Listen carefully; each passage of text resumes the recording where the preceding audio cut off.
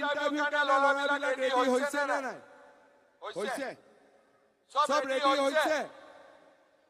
যোৱা ইলেকশ্যনৰ সময়ত মই যেতিয়া আহিছিলো তেতিয়া মই ৰাইজক কৈছিলো যে ৰাইজ বিজেপিক ভোট দিয়ক, আমি 1 লাখ ল'ৰা ছোৱালীক চাকৰি দিম, ঘোষ দিব নালাগে, একো কৰিব নালাগে, 1 লাখ ল'ৰা ছোৱালীক মই চাকৰি দিম। আজি আমি 1 লাখ ল'ৰা ছোৱালীক চাকৰি দিলো। চাকৰি কোনে পালে? ঠেলাৰ ল'ৰা, ৰিক্সা চালকৰ ল'ৰা, খেতিয়কৰ ল'ৰা, যিমান দুখীয়া মানুহ আছে তেওঁলোকৰ ল'ৰা ছোৱালীয়ে চৰকাৰী চাকৰি পালে। এইবাৰ মই 1 লাখ দিয়াটো হৈ গ'ল। এই বছৰত মই আৰু 50,000 ল'ৰা ছোৱালীক চৰকাৰী চাকৰি দিম। 50,000 টকাৰ কথা নাই, খালি দৌৰিব লাগে, পুলিচত চাকৰি ল'ব লাগে, পঢ়িব লাগে, তৃতীয় আৰু চতুৰ্থ শ্ৰেণীৰ চাকৰি ল'ব লাগে।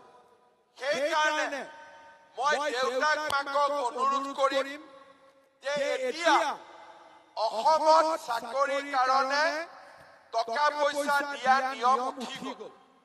সেইকাৰণে ল'ৰা ছোৱালীক ভাল কৰি পঢ়ুৱাব লাগে আৰু আমি ইন্টাৰভিউ থিয় কৰাব লাগে, চৰকাৰী চাকৰি পাব লাগে।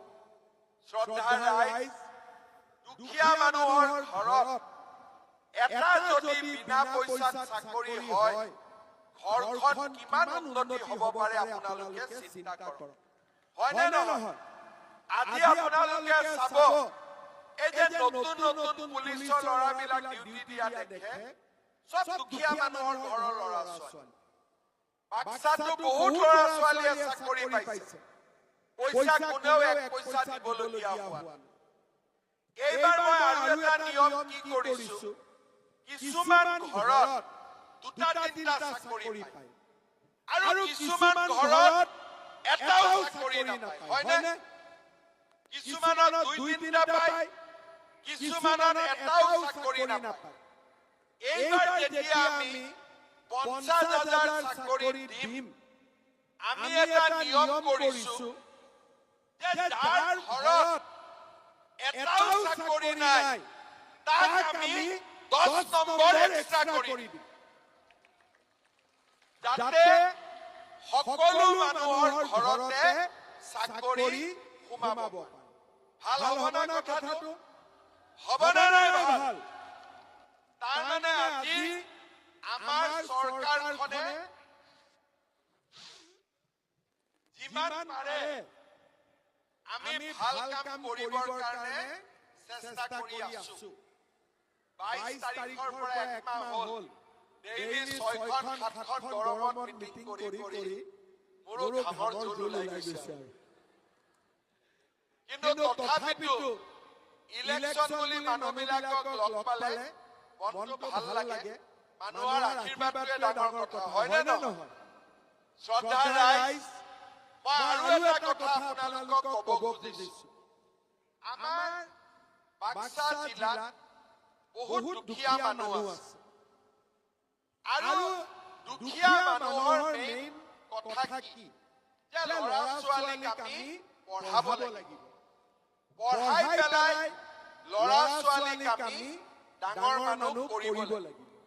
এতিয়া ইয়াত গণ্ডগোলো নাই, বোমাও নাই, গুলিও নাই, শিক্ষাৰ পৰিৱেশ এটা আমি ইয়াত নিৰ্মাণ কৰিব লাগিব।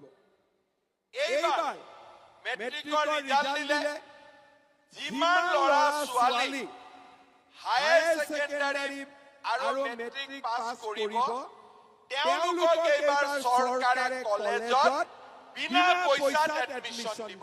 1 পইচাও কোনেও দিব নালাগে। ঠিক আছে? এডমিশ্যন বিনা পইচাত হ'ব। আৰু যিবিলাক ছোৱালী কলেজত এডমিশন ল'ব প্ৰত্যেকজনী ছোৱালীৰ বেংক একাউণ্টত মই 10,000 টকা কৰি জমা দিম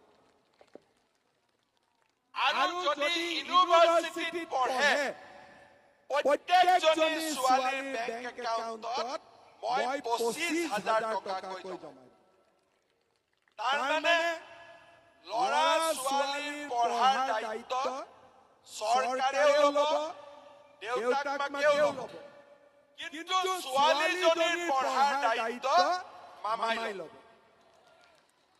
হ'ব ছোৱালীৰ পঢ়াৰ দায়িত্ব কমপ্লিটলি মামাৰ ওপৰত হ'ব শ্ৰদ্ধা ৰাইজ